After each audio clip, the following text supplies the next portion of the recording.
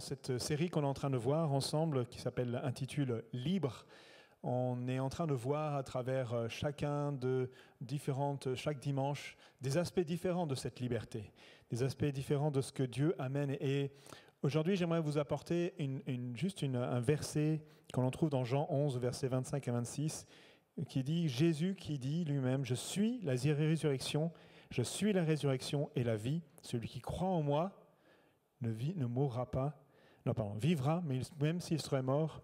Et quiconque vit et croit en moi vivra à tout jamais. » Et cette vérité, c'est celle de la victoire de la vie sur la mort, la victoire de la vie sur le péché, la victoire de la vie sur tout ce qui nous empêchait d'être réellement libres de cette vie, séparés de cette vie. Et c'est ce qu'on veut vivre chacun d'entre nous, et c'est ce qu'on veut explorer aujourd'hui à travers ce texte et à travers ce message. La résurrection de Christ est un fondement incroyable de la parole de Dieu. La résurrection est au centre même de ce que nous croyons. S'il n'y a pas de résurrection, dira Paul, il n'y a pas d'évangile, il n'y a pas d'espoir, tout ce que nous prêchons devient vain, et alors, il dit même, alors mangeons, buvons, et parce que demain nous mourrons. Et c'est pour ça que nous avons besoin d'avoir un fondement solide dans celui de croire cette parole, qui est Jésus qui dit, « Je suis la résurrection et la vie ». Jésus est venu amener cette vie parce que nous avons été appelés à cette vie depuis le départ. Depuis le début, Daniel nous rappelle régulièrement que nous sommes appelés à la liberté. Et dans cette liberté, elle découle naturellement de cette vie que Dieu veut pour nous. Et il nous a amené ça, et il y a toujours eu ce choix devant les hommes de dire, est-ce que vous allez choisir entre la vie et ceux qui s'y opposent, la mort ? Vous avez le choix entre ces deux chemins. Et on voit bien sûr ce texte de Deutéronome 30, verset 19, qui est très connu, et dit « Je prends aujourd'hui le ciel et la terre à témoin. Je vous offre le choix entre la vie et la mort, entre la bénédiction et la malédiction. Choisissez donc la vie. » Dieu qui sait et qui connaît ce qu'est la réelle vie. Choisissez donc la vie afin que vous viviez, vous et vos descendants. Et c'était une promesse pour le peuple d'Israël, mais ce choix est aussi là devant nous à chaque fois, devant notre cœur. Et nous voyons clairement là qu'il y a deux royaumes. Le royaume des ténèbres, le royaume de la mort, le royaume de Satan, et puis le royaume de Dieu, le royaume de la lumière, le royaume de la vie. Et c'est pour ça que nous sommes appelés à comprendre et à réaliser ce qu'est réellement la vie. Parce que nous vivons, nous existons, ne veut pas dire forcément que nous connaissons la vraie vie, et c'est ce que Jésus est venu apporter. Jésus est la résurrection et la vie. Il est d'abord cette vie parce que nous avons besoin de cette vie qui nous a manqué. Nous avons besoin de découvrir que notre vie humaine, terrestre, est limitée et n'est pas réellement cette vie pour laquelle Dieu nous a créés. On lit d'ailleurs dans 1 Corinthiens 15, chapitre 15, verset 45, j'ai choisi la version Summer, Paul écrit plutôt, l'Écriture ne déclare-t-elle pas, le premier homme, Adam, devint un être vivant, doué de la vie naturelle, le dernier amant est devenu, lui, un être qui, animé par l'Esprit, communique la vie. On va faire une toute petite pause sur ce texte, parce que nous avons besoin de comprendre un tout petit peu de quoi il en ressort. Le premier Adam, c'est celui qu'on a connu, qui est celui que Dieu a créé de la terre et qui lui a donné le souffle de vie afin qu'il puisse être celui qui domine sur la terre. Et c'est cet Adam-là qui a désobéi à Dieu et qui a été du coup voué à la mort. Ça, c'est le premier Adam. Il dit c'est un être vivant doué de la vie naturelle. Et comme chacun d'entre nous, nous avons un souffle de vie qui nous a été donné et qui un jour va repartir, et ce sera la fin de notre vie, ce sera la mort. Et puis, il voit ce d'autre Adam qui, lui, est un être qui est animé par l'esprit. Ce n'est plus juste animé par une âme, animé par qui il est, mais c'est animé par un esprit qui, lui, dépasse, transcende la mort. Et qui, en plus, non seulement est limité dans sa propre vie, mais qui communique la vie. Et ce dernier Adam, c'est bien sûr Jésus-Christ. Nous avons deux vies, si on peut dire de cette façon. Nous avons notre vie naturelle et notre vie spirituelle. Nous avons un être naturel et un être spirituel. Pourquoi je vous explique ça? Parce que nous avons reçu dans le commencement, à la Genèse, une illusion qui a été créée par Satan. Satan, c'est l'adversaire de notre âme. C'est celui qui veut nous arracher de la vie de Dieu pour nous amener avec lui à sa propre vie que nous découvrons en fait réellement être la mort.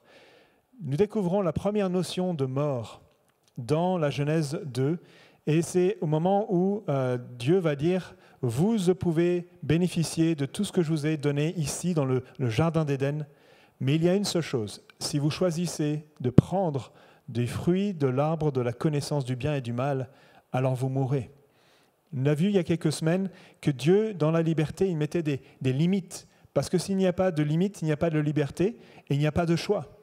Et lorsque Dieu a mis cette limite, il a mis aussi une conséquence qui est derrière. Et d'ailleurs, on apprend avec Dieu que nous nous posons des cadres et il nous définit exactement ce qui va se passer derrière. Nous mourrons. Lorsqu'ils ont choisi de prendre, suite à la tentation du serpent, de Satan, pour pouvoir dire « je vais prendre ce fruit », il leur a dit « vous allez vivre, vous ne mourrez pas ». Et ils ont cru qu'en prenant ce fruit, non seulement ils ne mourraient pas, mais en plus qu'ils seraient plus vivants, plus véritablement dans la vraie vie que celle qu'ils avaient auparavant. Et bien souvent, nous avons cette illusion de croire que notre vie est ailleurs qu'en Dieu, alors que la mort, c'est l'absence de cette vie. La mort, c'est pas de dire « je vais mourir physiquement forcément », mais de mourir intérieurement, spirituellement, aux choses que Dieu avait préparées d'avance pour moi, aux choses qui étaient là, liées tout simplement à notre connexion, à notre relation avec lui.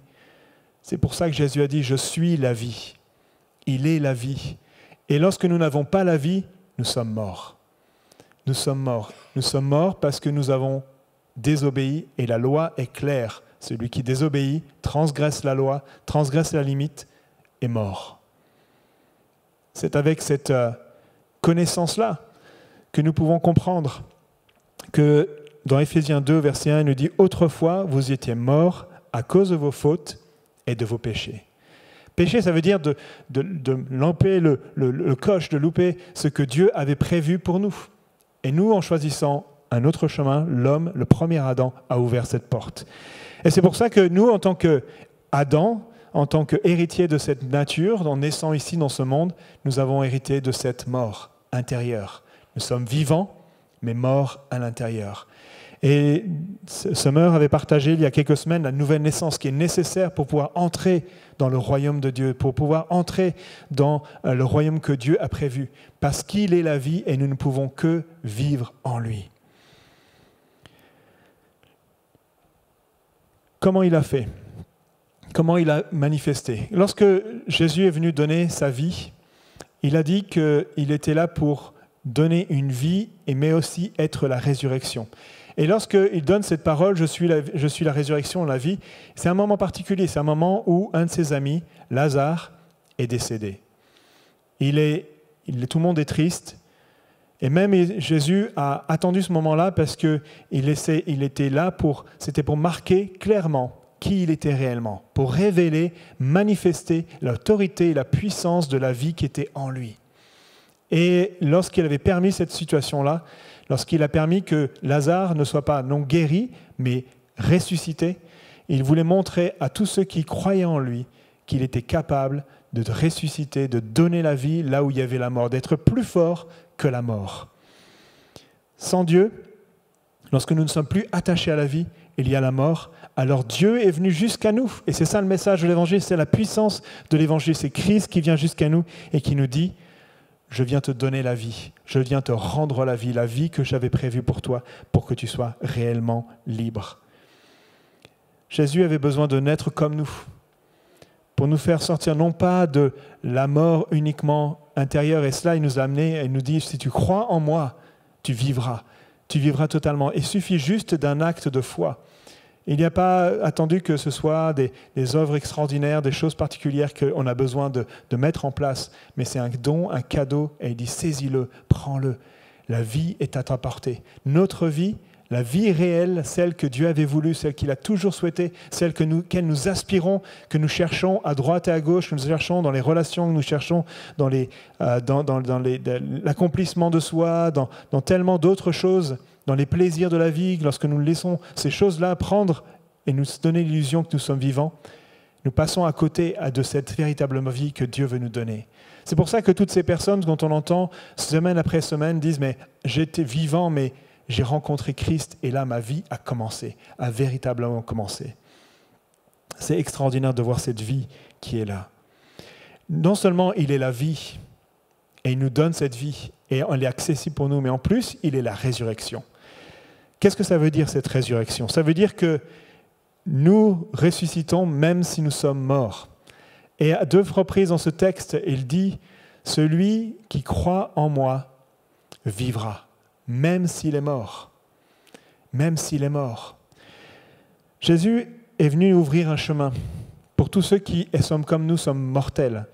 Nous sommes mortels, nous avons avoir une fin, nous avons comme une date de péremption dans notre cœur, dans notre vie, dans notre corps plutôt. Et à un moment, il vient s'arrêter.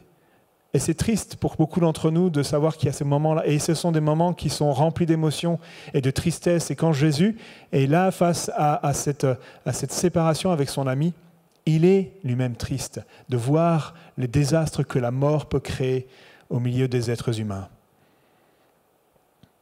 Mais il a pu cette promesse. Celui qui croit en moi ne mourra point, ne vivra et ne mourra point. Qu'est-ce qui se passe? Pourtant, Jésus est venu pour mourir. On pourrait dire que c'est contradictoire. Il vient apporter la vie, mais il vient pour mourir. Et il a apporté cette vie parce qu'il fallait qu'il ait une grande victoire sur la mort. La mort était ce qui nous séparait, ce qui était la dernière séparation. C'est la condamnation de ceux qui ne sont pas en Christ. Alors, il a été mort sur la croix, et là, on pourrait croire que c'est fini, la vie s'est arrêtée, la vie a été vaincue. Et ce n'est pas le cas. Jésus est la vie et la résurrection. Lorsque nous venons à lui, lorsque nous comprenons ces choses, on va de comprendre ce qui s'est passé réellement dans ce moment de mort. La puissance de la mort était entre les mains de Satan, puisque c'est lui qui est l'instigateur du péché. C'est lui qui amène la tentation et qui amène justement dans son royaume, dans là où il en est, lui. Et il amène, et c'est attirer le maximum de personnes à être dans cette condition de mort. Et la mort fonctionne uniquement parce que Dieu le permet, parce qu'il a établi des règles. Et comme on l'a vu tout à l'heure, sa loi déclare que si tu transgresses cette loi, le salaire, la conséquence, c'est la mort. Alors il fallait que quelqu'un vienne qui n'ait pas péché. Puisqu'on lit cela dans 1 Corinthiens 15, verset 56, quand Paul explique ce qu'il se passe à l'intérieur de la mort, lorsque la puissance de la mort, il dit « L'aiguillon de la mort, c'est le péché. Et la puissance du péché, c'est la loi. » L'aiguillon de la mort, c'est le péché.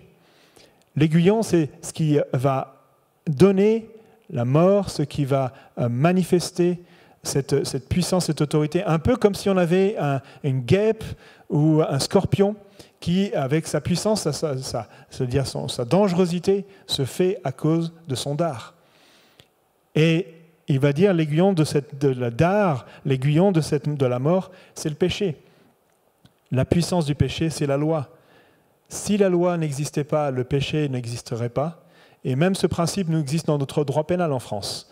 S'il n'y a pas de loi qui prévoit une infraction spécifique, alors il n'y a pas de conséquences. Et nous avons besoin d'avoir à chaque fois une loi qui prévoit quelque chose de spécifique pour chaque infraction. S'il n'y a pas ces choses-là, alors on ne peut pas opposer à l'autre cette loi. Et donc il n'y a pas de condamnation.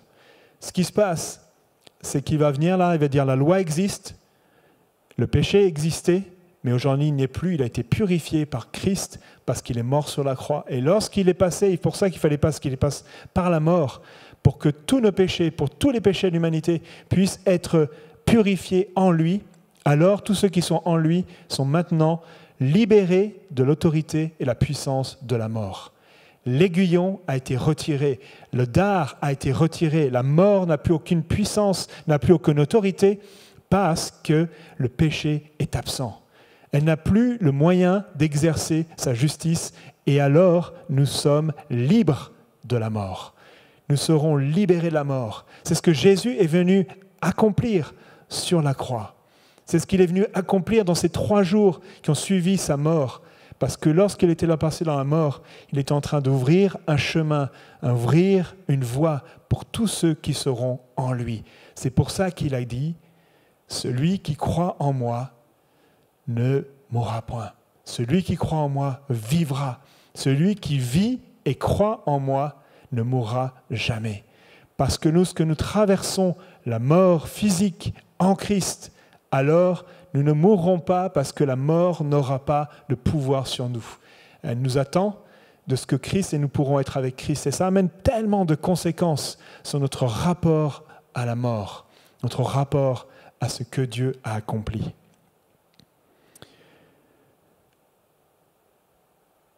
Jésus a dit, « Je suis le premier et le dernier et le vivant.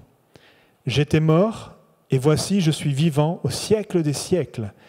Je tiens les clés de la mort et du séjour de mort. » Et on lit cela dans Apocalypse chapitre 1 verset 18. « Je suis le premier et le dernier. » Il est comme celui qui ouvre la porte en disant « Je vais ouvrir la voie pour que tous ceux qui meurent puissent entrer après moi. » Et il est le dernier, c'est celui qui referme la porte, referme la marche, en disant « Maintenant, j'utilise tous ceux qui sont là, tous ceux qui ont été pris, je suis le premier et le dernier. » Ils ont bénéficié de la grâce, de la vie que je leur donne. Il dit « J'étais mort, mais maintenant je suis vivant au siècle des siècles, et je tiens les clés de la mort. » Un autre texte nous dit que, dans Hébreux 2, au verset 14 et 15, il dit que « Puisque ces enfants, et il parle de chacun d'entre nous, ont en commun la condition humaine, lui-même, il parle de Jésus, l'a aussi partagé de façon similaire.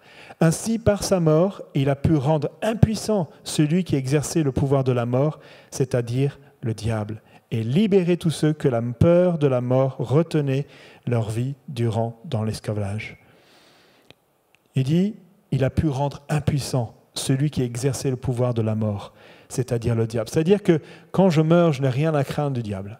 Il a été rendu inoffensif, incapable de pouvoir actionner l'arme de la mort à mon égard.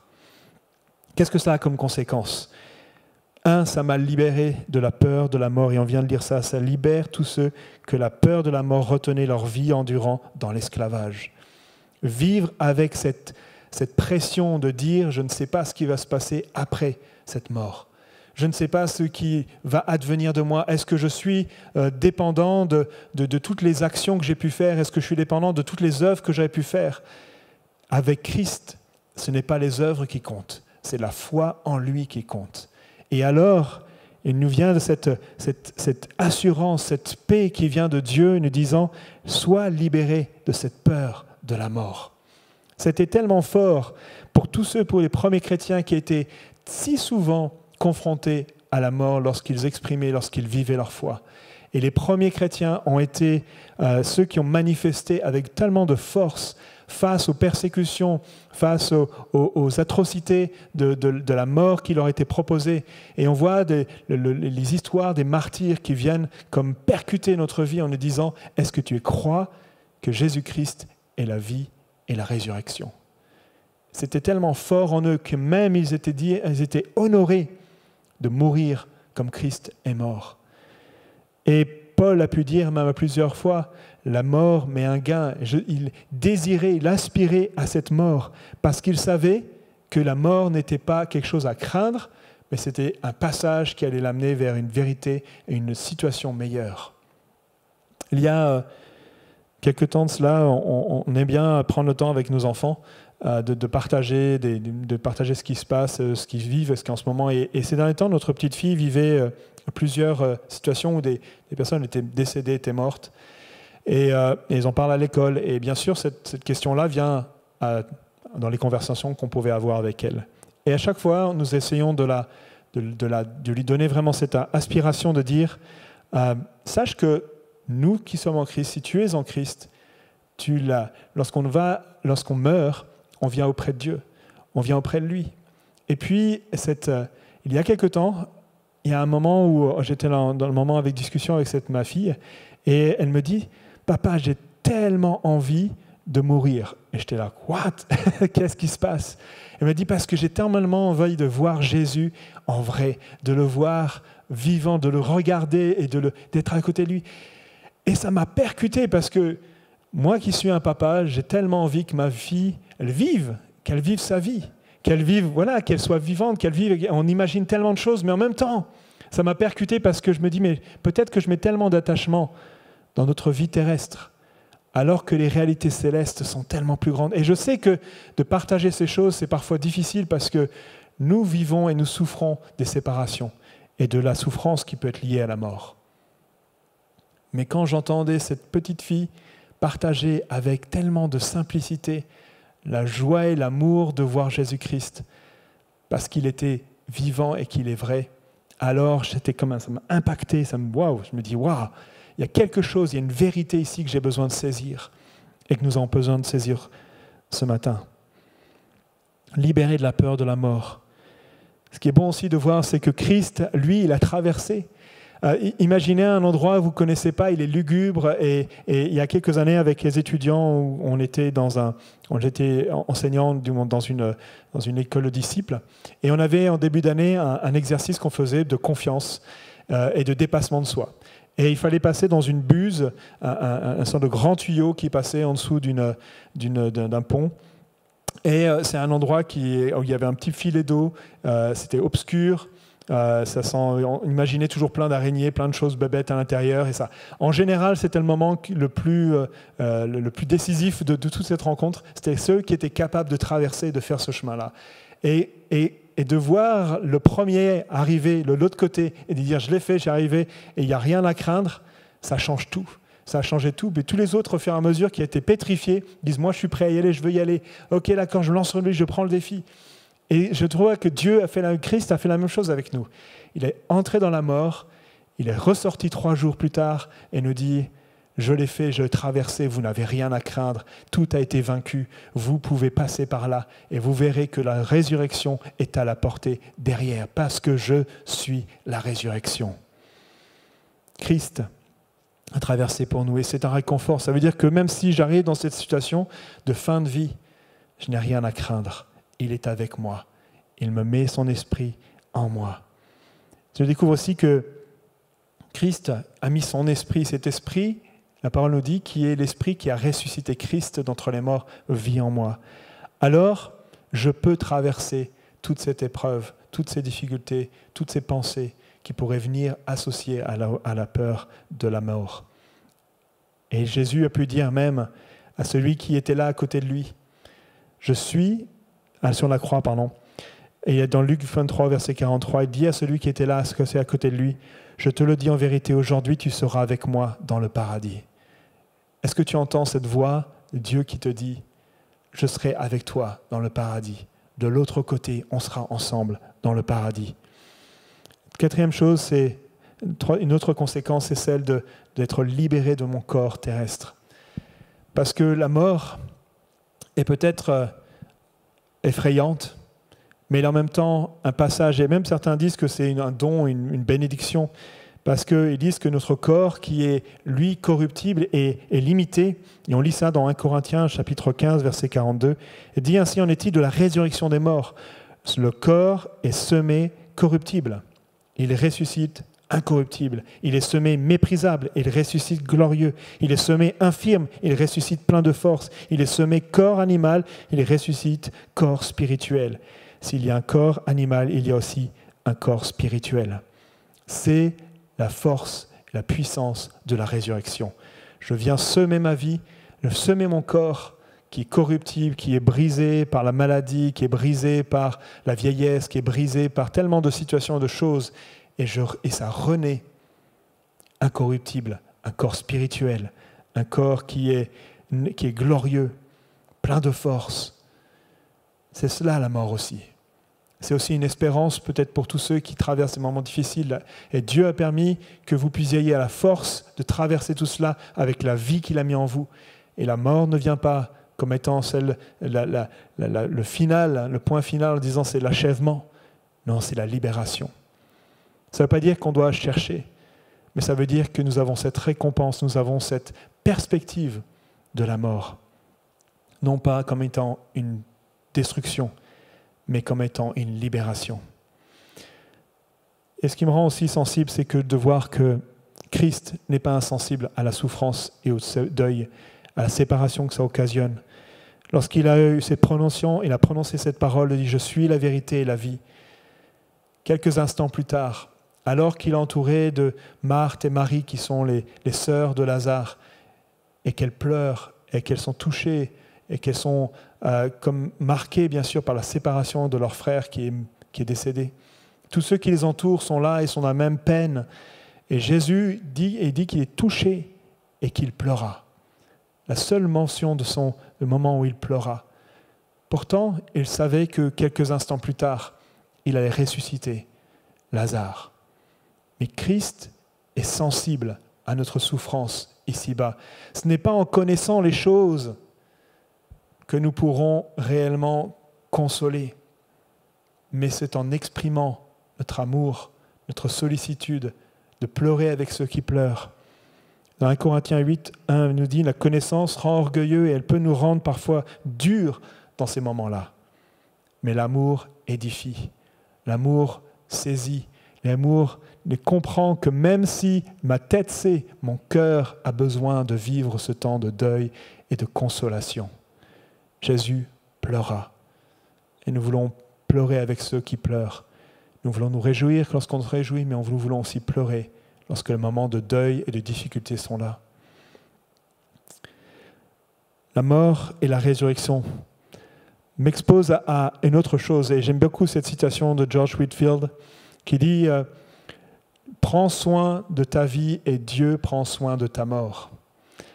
Elle nous renvoie à une réalité beaucoup plus grande de nous dire « Dieu ne nous a pas amenés à juste cette vie terrestre, mais il nous a appelés à une vie qui dépasse largement, qui est dans l'éternité, notre vie terrestre. » C'est pour ça que nous avons besoin d'avoir ce regard sur notre vie, en disant « Seigneur, j'ai besoin de découvrir les réalités de ta vie. » Et j'aimerais conclure sur cette réalité, afin qu'on puisse saisir que Paul, dans sa prédication de la résurrection, avec cette recommandation, il finit et dit, dans 1 Corinthiens 5, 15, verset 58, « Mes frères bien-aimés, soyez fermes, inébranlables, travaillant de mieux en mieux à l'œuvre de Christ, le Seigneur, sachant que votre travail ne sera pas vain dans le Seigneur. » Mes choix sont déterminés par ce que je vis aujourd'hui. Ma mort ne sera qu'un passage qui mettra un clap de fin. Mais réellement, aujourd'hui, j'ai les choix à faire. J'ai le choix de croire que tout ce qu'il y a derrière est bien meilleur. Et que ce que je peux perdre du temps aujourd'hui, ici-bas, dans cette terre, à chercher des autres choses que celles que la vie que Christ me donne. Cette vie qui est là et qui est tellement importante et qui aura des ramifications et des bénédictions et des récompenses dont parle la Bible, d'un au-delà de notre mort. Et c'est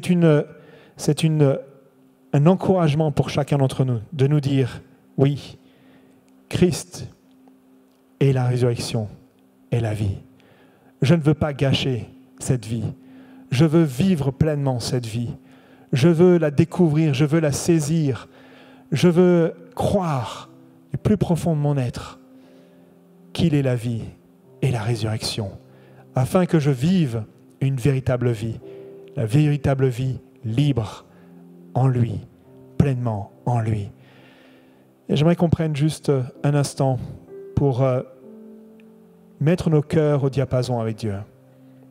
Demandons au Saint-Esprit qui est en nous de nous révéler ces choses-là.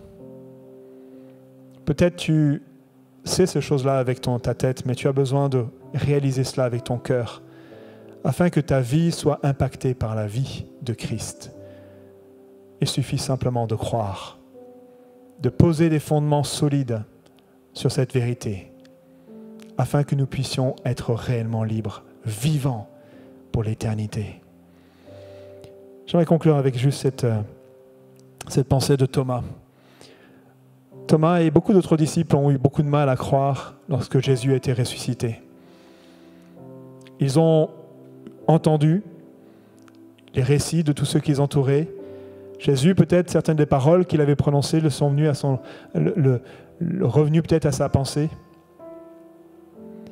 Mais il a eu besoin d'avoir cette face-à-face avec Dieu, un face-à-face avec Jésus en disant, tiens, touche mes plaies, touche-moi et tu verras. Et là, la réponse de Thomas a été, mon Seigneur et mon Dieu. Mon Seigneur, tu es là, mon Sauveur et mon Seigneur. Et il y a eu cette révélation. Et peut-être ce matin, tu as besoin d'avoir ce temps de révélation, ce temps où tu touches ce que Dieu veut faire dans ta vie. Et alors pendant ce temps de chant, que nous puissions être sensibles et nous lancer à ce que Dieu veut nous dire ce matin. Il est la vérité, il est la vie, et nous croyons en lui.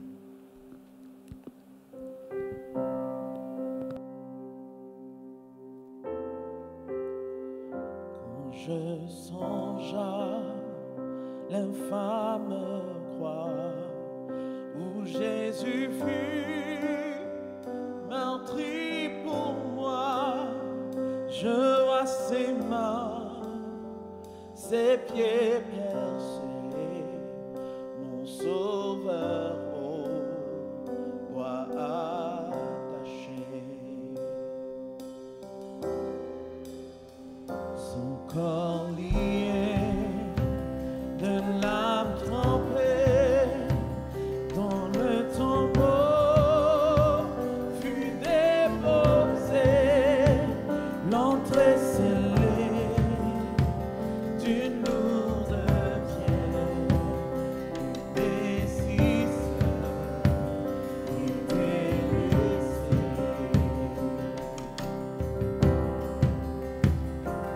Oh, gloire au nom de notre Seigneur, gloire à son nom, à tout jamais, nous chanterons sans fin tes louanges.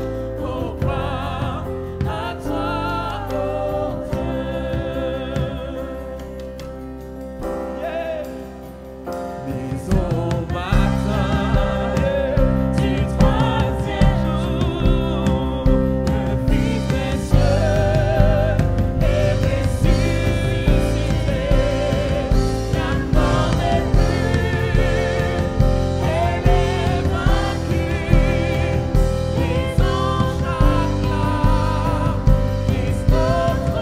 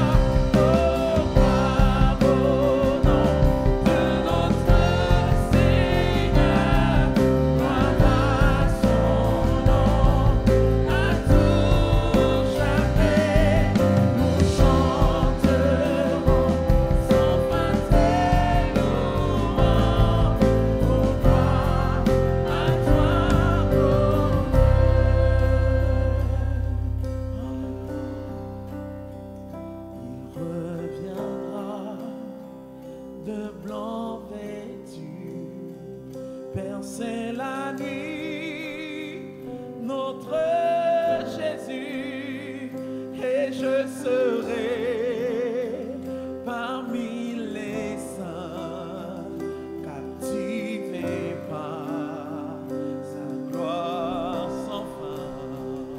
Oh, alléluia, tu me captiveras par ta gloire, Jésus. Oh,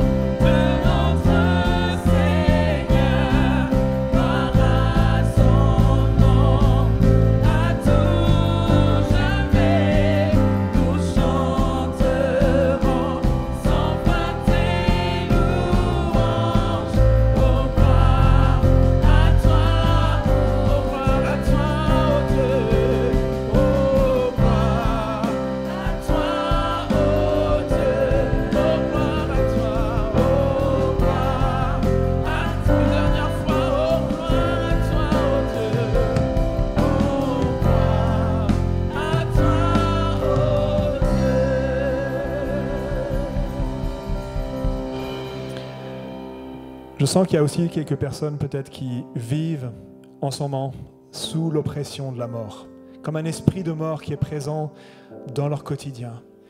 Et que vous puissiez saisir que la vie se trouve en Christ, de renoncer à tout ce qui était lié à la mort, de proclamer comme nous sommes en train de le faire, que Christ est la vérité et la vie, il est la résurrection, et que tout esprit, toute autre autorité ne va être soumis à l'autorité de Christ, et que toutes ces choses-là qui viennent comme oppresser, amener cet esprit de mort dans votre vie, va être chassé dans le nom de Jésus, et que vous soyez dans la vie aujourd'hui et jusque dans l'éternité, parce que vous aurez placé votre foi, votre confiance en lui.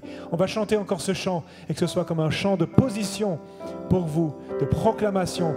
La vie règne dans mon lieu, vie dans mon cœur, vie dans ma maison.